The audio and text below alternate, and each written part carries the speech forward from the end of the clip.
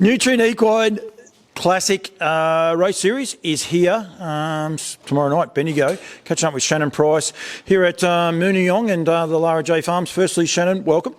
Thank you. Great to come here to Victoria. I see you're enjoying the beautiful warm weather. You've got the short sleeves on. You're going better than me. But firstly, how have the three boys all travelled down? Really, really well.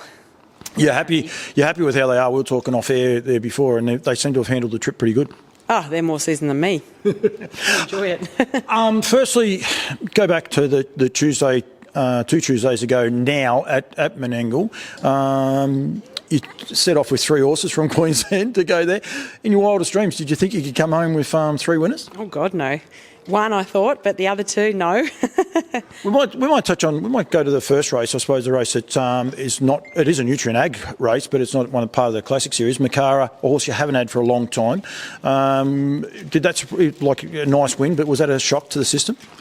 Yeah. Well, he only came down because he's Sure Thing Captain's paddock mate, so. He came down to keep him company, and we were just debating whether it was him or the 2-year-old to come down with Captain, and we just waited to see how they worked on the Friday, but noms were the Thursday, so we had to put them all in, and he came down, and he'd only had the hobbles on twice, so he did a really good job to win in good time. Yeah, and he did win in good time. He's a nice horse. Looks like there's still a lot of improvement in him. Like going forward, he's a horse that's going to have a bit of fun up in Queensland by the looks of him. No, he'll win a couple more in the country, and then we'll win some band races, on a Saturday night there, and then he'll probably end up in the States towards the end of the year. So he'll be a good little ticket for us. He will indeed. Sure Thing Captain. This is him. He's a Nutrien graduate. He's the 3-year-old. He's going around in the Alabar 3-year-old series tomorrow night. Hasn't drawn that well, but he is a beautiful horse. 12 starts this season, 6 wins. He is a class runner. Yeah, no, he was the top lot from the first day of the Nutrien sales, so he was worth all the money I had to pay for him. He's a character, as you can see, and he's one of the stable favourites. He's got a lot of ability, but he's just blessed with bad barrier draws and that in races where he has to give away start to the really good ones, so that makes it hard for him, but when he can go out in the front like he has with most of his wins, he shows that he's a very hard horse to catch. What is his greatest strength? Well, he's very fast, but he can go fast for a long way. Yep. So I guess you could say that.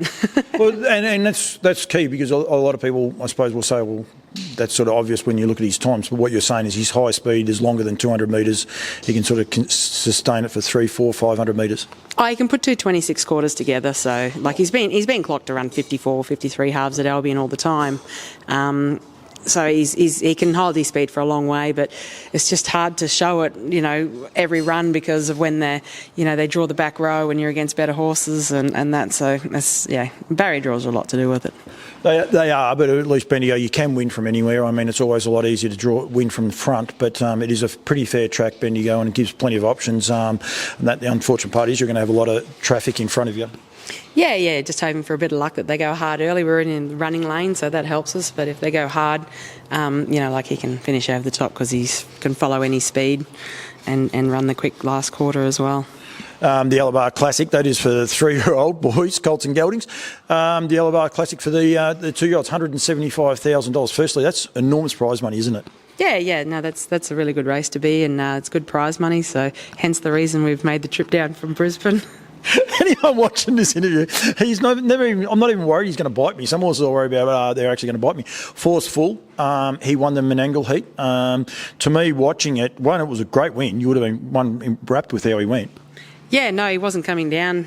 When I nominated him on Thursday, I thought, I'll just put him in, see where he draws, because his blood wasn't that good. And we worked him on the Friday, and he worked quite good. So we're like, we'll just take him down and see how he goes. And big surprise, he won. But I knew on his form, his form doesn't show exactly how good he can go. He's run some really good races and hasn't finished on the board. So I think you've got a friend here. He's a dude. Anyone wondering, he just said, there's an arm here, I'll just lay on it, and then that's all he was happy to do. So he goes to sleep on you. But he was green, you could see even when Adam got him out 4 deep, it was sort of like, there's a gap there. But then when he nailed it, he just ran through with such force, didn't he?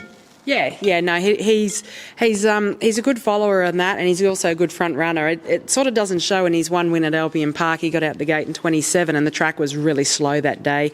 We'd had torrential rain, so it was quicker than 27 quarter. So he's got the speed there, but the distance didn't worry him because we sort of trained them to run all distances, and I knew he'd follow the speed good and be strong at the end. Whereas a lot of the Menangle horses hadn't had starts or were coming back from a spell, and they'd never raced the distance. And I mean, I know we hadn't either, but I knew he'd be strong over the distance.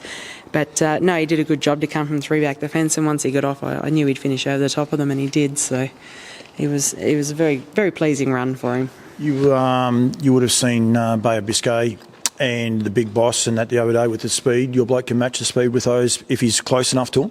Well, that's the thing. They've run a very quick half, and they didn't do much early, whereas the race in Sydney was sort of genuine the whole way. But what people haven't seen is his actual first trial when he qualified earlier in the year. He trialled against a horse called the Bodine Blues, which raced in the Derby and that in Brisbane.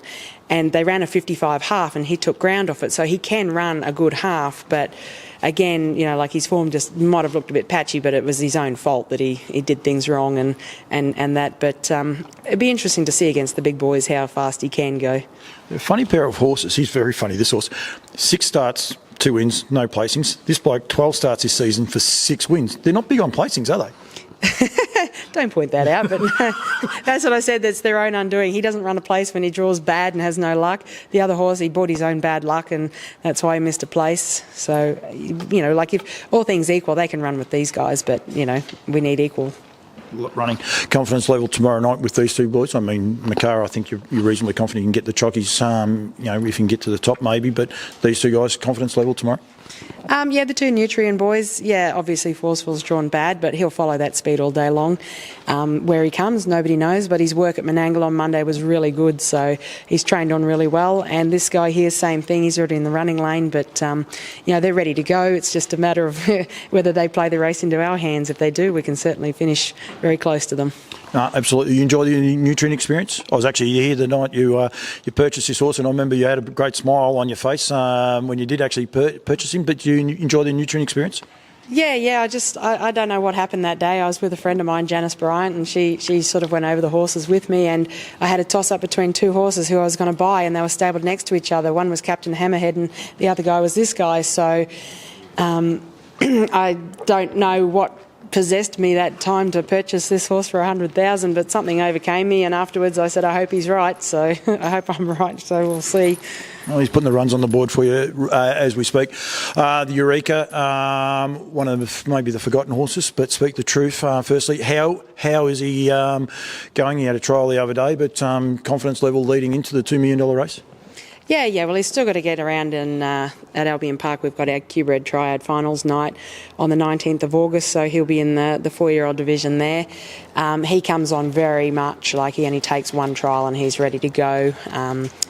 He showed that earlier in the year when he had 1 trial and 1 going 51, so he'll be right to go by the time the triad comes around. I wouldn't worry about him getting beat the other day. We don't gun them. I said to Adam, I said, just, you know, let him trial within himself and let him, you know, you sort of want to go about the 54 mark, and he broke 54, so he went ahead of probably what we thought he would run, and yeah, he'll be right for the final. And then 2 weeks later, we're down to Sydney. Are you excited to be a part of, you know, the richest race in harness racing in the world, and definitely here in Australia? Yeah, well, it was funny. We just sort of focused on winning the Hayden, which gave us the entry in for Racing Queensland, and we sort of focused on winning that. And like once we won that, the pressure was off, and then it sort of hadn't sunk in, and it has a little bit more now that we are in the richest harness race in the world and taking on the big boys. So, you know, it's a great honour to be representing Queensland doing that. But, yeah, it'll sink in probably when I get to the track. Yeah, it's going to be a big night. It's quite ironic how form flows, but the form in Queensland at the minute, it's just outstanding. Some of the high-quality horses you've got up there, and, you know, it must be sort of great to be a part of, also be a bit frustrating when you've got a horse likely to leap to fame there as well. I'm just glad he's not Q-bred. There is some bonuses. Shannon, thank you. I really appreciate the time. Jess Tubbs is trying to look at something that she can't see, but we won't throw her under the bus, but I do that every now and then. But thank you very much for giving me a bit of time. Good luck tomorrow night, and thanks for being a part of the Nutrien experience. No worries at all. Thank you. Bye.